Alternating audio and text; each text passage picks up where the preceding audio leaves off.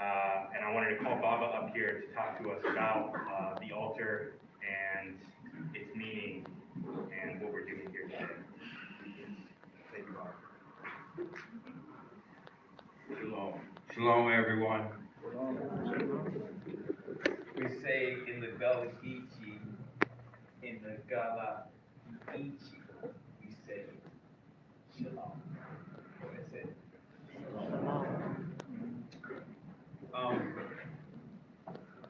The act that we just did might seem to suck as a vanity. Some elders of the synagogue, some elders of the churches might want to increase say, but I don't care because you're gonna have to get through this old brother and this old brother before you snatch me out the stick. The Gullah Geechee people are a very weird people. Is there any Gullah Geechee in the house? Let me see your hands. Let's see. So weird, we're oftentimes shamed to identify who we are. But we Gillen's Gullah ain't ashamed of who we are. We are known for 8 generations at least on my father's side, and another 8 generations at least on my mama's side.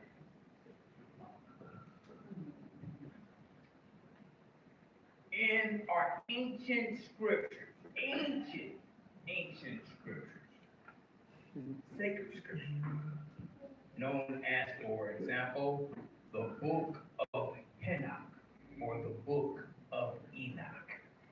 This is an Ethiopian text. Am I right, Eliyahu? Come over here so I can tell people a sample. We talk about these meanings and manifestations of what is clean and unclean.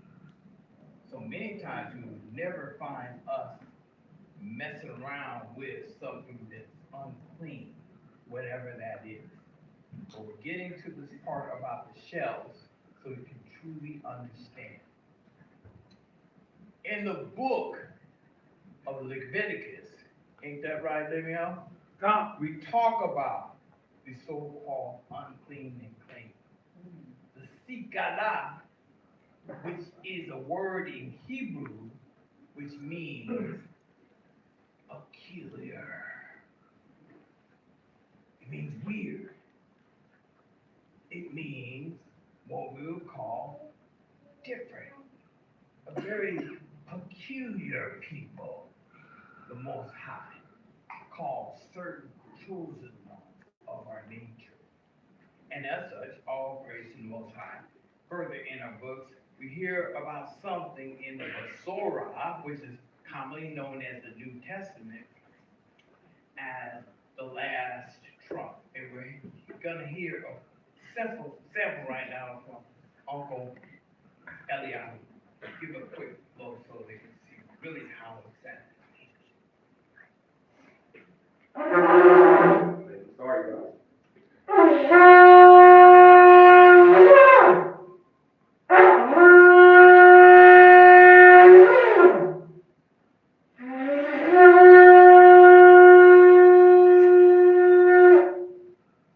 Hallelujah. So that's what the real last trump sounds like. It's not the precedent they're thinking about. That's not the last trump. And in the last book, in the final books of our passage, known as the writings of Saint Yakana, Saint John the Seer, Saint John the Divine. The name of the book in English is the Book of Revelation. And it talks about a pearl on 12 gates of the city. Anybody ever heard the story? Let me see your hand. Okay, very good. So the city of Yerushalayim is protected by 12 pearls. Now, a pearl is not only created by oysters, but some of the rarest mollusks create pearls. So when we place those shells up there, they are an attestation to the protection of the 12 gates of the city. Some will be able to come in, but some will not. And what that seems to apply to me as a Gullah Geechee, we are doing what's necessary. We're doing what's necessary. Close the mic before I get a fine from Dr. Winnie here. And that is what we have done. We're laying to tribute the teaching of our peculiar, very different, very queer people. Did I just say that? Yes, I did. And she just clapped. I'm gonna clap too.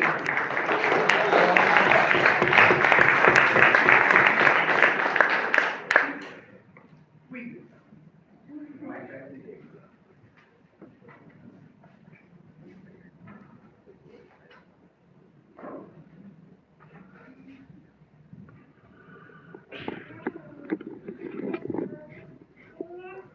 Next, we have an instrumental dedication by Cristo Redentor.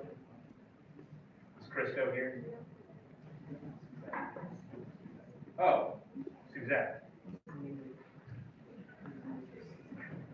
Thank you so much. Yeah, you're absolutely right. Mama Suzette, do you have something prepared? Excellent.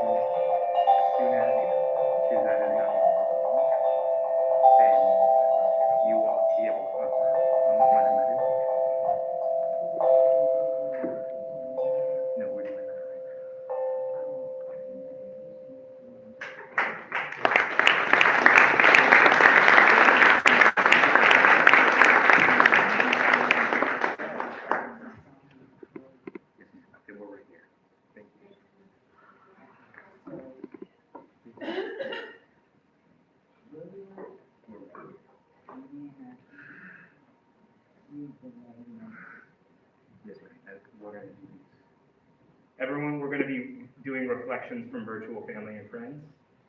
And we'll start with Aaliyah. Aaliyah, are you here with us? Yeah. Thank you. I appreciate it. Welcome. My name is Aaliyah. Hello, everyone. My name is Aaliyah, and I so appreciate the opportunity to speak today.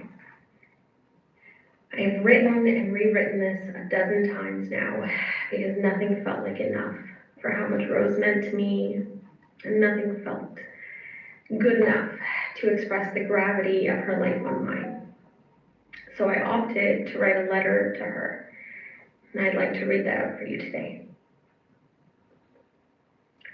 My dearest Rosemary, you were the light of my life. There was like this special place in my heart, just for you, that was just unmoved and unchanged by anything. No matter how much time had passed, or how much shame I felt, I always knew I could call. I never hesitated in telling you anything, because even the darkest parts of me, you'd find the light in. You made it seem so easy. I never thought I deserved all the love and light you poured into me, but that never stopped you. I would meet your friends from something else, and they would say, "Oh my gosh, you're the Aaliyah she won't shut up about." You made me feel so special. I felt like I always had someone in my corner with you. Distance was never an issue. I'd come down to you, you'd come to me, heck, you even stayed with me for almost a year. I wish I could go back and see you cooking up a storm in my kitchen, or telling me how you reorganized my cupboards, or doing another outrageously thoughtful act. It was so nice to come home to you, to know that you had a place that felt like home. You were one of the brightest lights I've ever known. And it probably has never been more true for anyone else that your sheer presence was a gift. Your vibes were immaculate, babe. All you did was celebrate people. From little things like outfits or a hairstyle or a different makeup style, to work achievements, school, just making progress in something small like cleaning your room. You were so generous with your praise. And it always landed because it was so sincere. The way you saw people so clearly was a gift. So I hope everyone here remembers the beautiful words you spoke to them, because I know you meant it. I know you were just speaking the truth. Rose, you taught me the true nature of generosity, the real practice of it. I've actually never known anyone as generous as you. I remember once you had $400 come into your account, and I watched as you gave the entire amount away to treat your friends, to get them some treats you've been wanting to do, to get me a birthday present. In the Quran, it says to never worry about giving something to someone else, because God will always give you back more than what you gave. And I've never seen someone practice that as much as you. So thank you for showing me how to practice my values even more. Sorry. You've made me a better person in so many ways. But most importantly, you taught me how to stand up for myself. Compassion for others was never hard for me, but compassion for myself was much more difficult. You used to get so mad at anyone who would be rude or cruel or oppressive to me. I remember at first, I was so confused at your emotional response, because I would be making excuses for them. Oh, what they said wasn't so bad. They're probably coming from a place of ignorance. You taught me that I deserved the love and grace I gave to others. I never knew what I did to deserve your love, but it has been one of the strongest pieces of evidence I have to combat my own self-doubt. When I think of how lucky I am to have been your soulmate, I can't help but think I've got to be one of God's favorites, to have been loved by one of her favorite angels. Thank you for loving this corny, enthusiastic, naive girl. My biggest regret is not loving you more. But I know that even if I had another 100 years with you, it still wouldn't feel like enough. So I will spend the rest of my life trying to honor you by trying to make this world a better place. By fighting against anti-Blackness, protecting the planet alongside Indigenous folks, and listening to their knowledge like you did. By dismantling white supremacy and the other oppressive systems both outside of myself and inside of myself. By always choosing the bell hook's definition of love and fighting to see the humanity of all, even in my opponents. But by centering the lives, experiences, and humanity of marginalized folks, myself included, in how I show up in this world. By loving people without condition and choosing to stay in relationship even when it brings up my shame. By remembering that true love will have accountability and justice, and the only way to change people is to inspire them. I cannot wait to meet you in heaven, girl. Please save me a seat right next to you. Rest in power, my love. Inna lillahi wa inna ilayhi raji'un. I want to end today with a poem that Rosemary wrote for me a couple years ago. As all of you folks must know here, I mean, she was just a magician with her words. She built me palaces out of paragraphs. And I was reading this poem and I realized this is how I feel about her too. So I want to finish with it. Your obsessive gardener. Birdsong, dear, sweet, and gentle birdsong. My soul shivered all night, but it will be daybreak before long. Birdsong, oh, fervent and beckoning birdsong, banging on my dream's doorway, shattering a slumber far too prolonged. You are my morning before sunrise and my sunshine before sunrise. Flushed with zeal to answer your call, I rush out of bed only to be mesmerized. Yet again, by your splendor, sincerely naked before your shine. Blessed am I to wrestle with a landscape so divine. I see my God in you. From the tips of your foliage to the bedrock of your soil, my highest wish is to worship through my beloved labor and toil. As my sweat drips feverishly from my skin down to your roots, I drop low to my knees to sink my hands deep into you, unearthing all majesty from beneath your surface. To know you more intimately does my soul a service. It is your clay that molds me and has done so daily without fail. You are in everything that I touch. You are the soil under my nails. And on my face, when I look to the sun, your light fills me up inside. You are the dew grass between my toes, giving me life with every stride. You have always been easy to love. Even in drought and despair, it is an honor to hold and be held by you with tenderness, love, and care. Aerate, irrigate, cultivate. I ceremoniously sow my seed. As the day comes to an end, I empty everything left in me. Nothing held back. Dare to love, dare to live. There is no scarcity in my love. I enthusiastically live. Give. Your leaves are my lungs, and your fruit nourishes my bones. For as long as you will have me, your earthbed shall be my home. Thank you, everyone. I wish I could be there with you.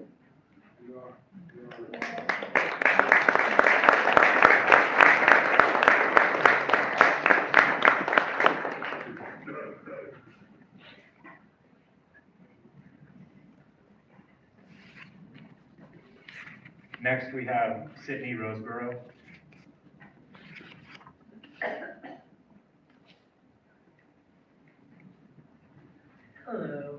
I'm Sydney. I am Rosemary June's cousin. Me and Rosemary grew up since we was taking baths together in the same bathtub. They were such a beautiful soul, and I was fortunate enough to know Rosemary. I only met them once, but she was absolutely beautiful when I met them. Um, I can only speak on Reginald's character, but I know their character and their personality probably did not change at all. They were absolutely funny. One of the funniest person I know. A nerd always put a smile on your face and made sure you were okay.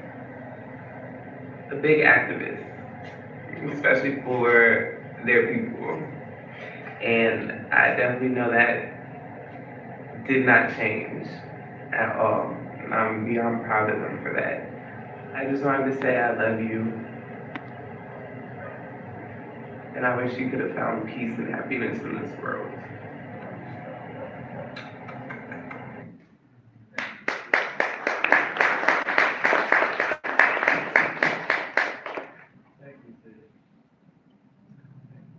Next, we have video baby revolutionary and activist.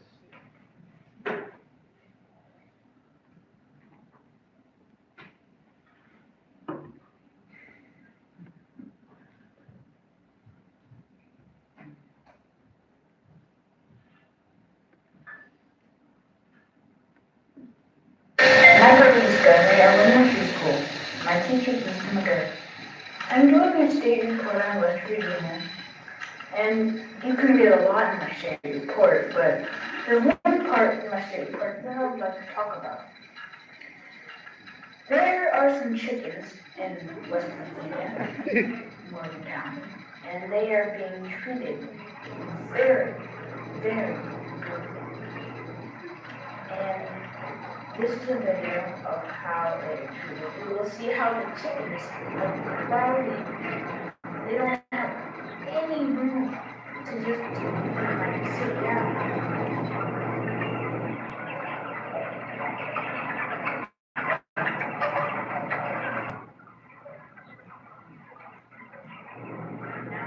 Next, there are chicks being clipped.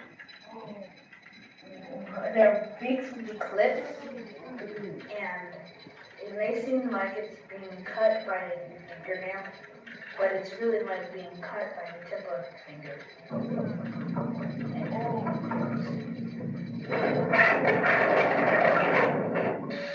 And the workers, the West Virginia chicken home, they take the chickens and they throw them off the room like a speedball. Now that is cool.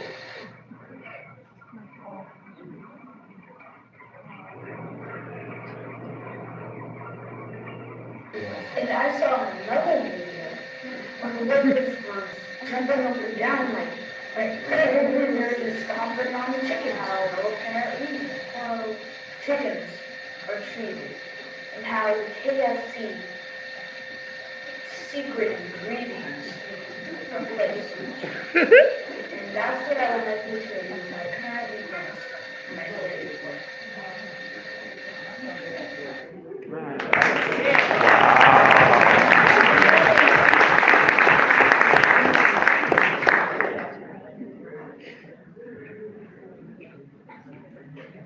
Next, we have a letter from Michael Montoya, read by Lolita.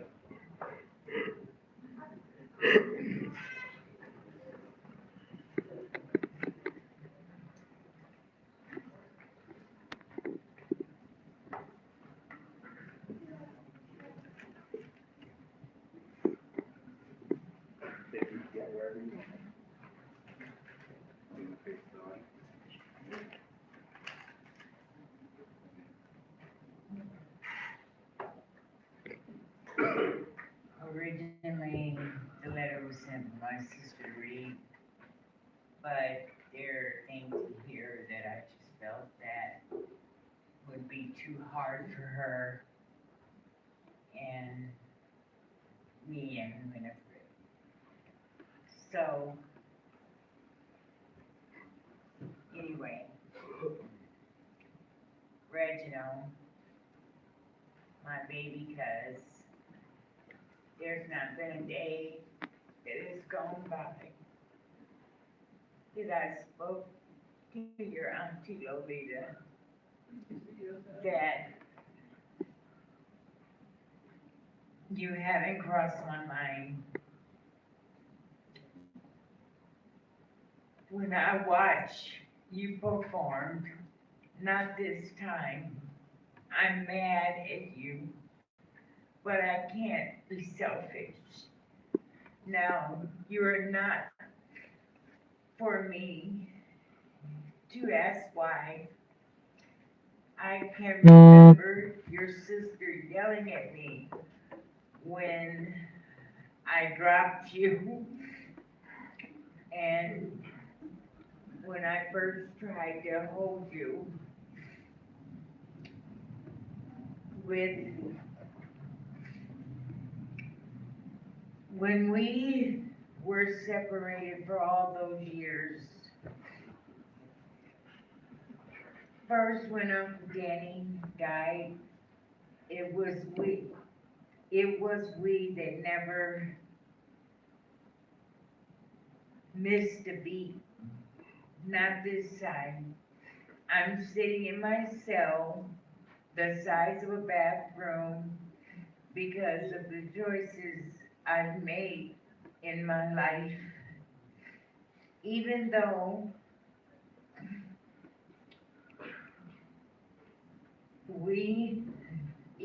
we were different, I wish I could exchange my meaningless life to bring you back. I'm crying while I'm writing this because I miss you so much. And with you, you're called and find a way to find me.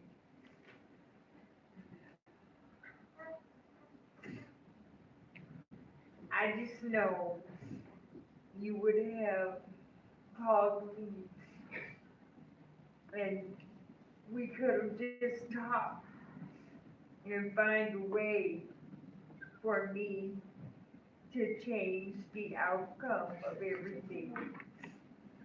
We have and could have talked you off the edge. I don't know what to do. Auntie Winnie, Uncle Reggie, and Whitley have lost too much in this time. And please watch out for them in a way that explains to them not that it was your fault. But I hope that you read this in your memorial and my mom to tell you the truth, to be there. I pray 5 times a day for you every day. You will never be forgotten. Walk through every step after morning. I will celebrate your life every year, every day, because there's 3 billion people on earth. And apparently, for you,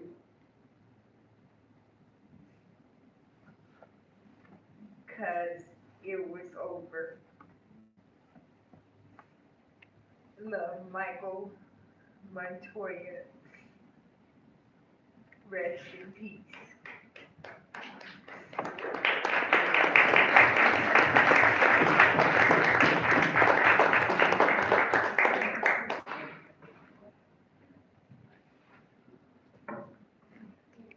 Next, we have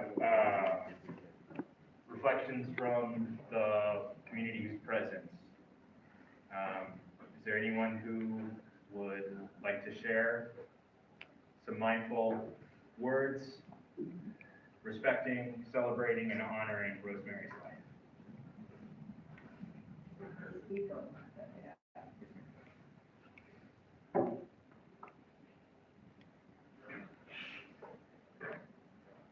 I can give you. Yes, you are. I'm speaking on my behalf. As you watch those pictures go by, have you seen one where that big beautiful smile was there?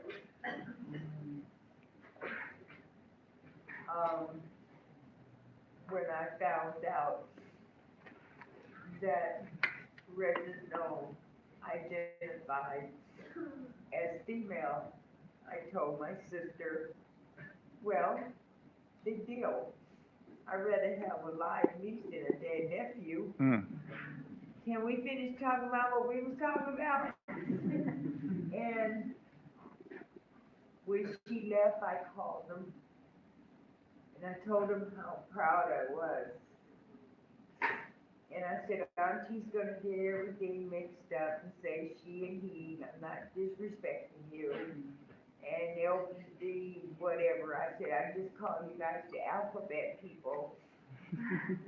And I'm not disrespecting you, but I'm proud of you. Because you had guts. And I'm bipolar, and I hid it for years because I was ashamed. And you came out in a way that people are just cruel. And I said, if I can do things to help your organization, let me know. And he would call and try to check up on me. She would just say, I just called you out to see how you doing. I said, I'm fine. Could you go find your cousin? But don't go to Tacoma, because, you know, it's kind of rough. And then she called me and she, oh yeah, we went and had lunch and we talked and we laughed. I go, you went to Tacoma, didn't you? Yeah, because, well, I figured that's where you'd be, because you said, don't go. And I said, well, at least she's still hard-headed. And before they moved here, me and Winnie would split the kids, you know. She'd have them sometime, and then I'd have them. And she said, well, they don't do this, and I say, don't do that. I said, because you put too much into it. They're not gonna bathe, they're boys. Get some Mr. Bubbles, stick them in there. By the time they flash around, you know, in the tub, most of the dirt's gonna come off. And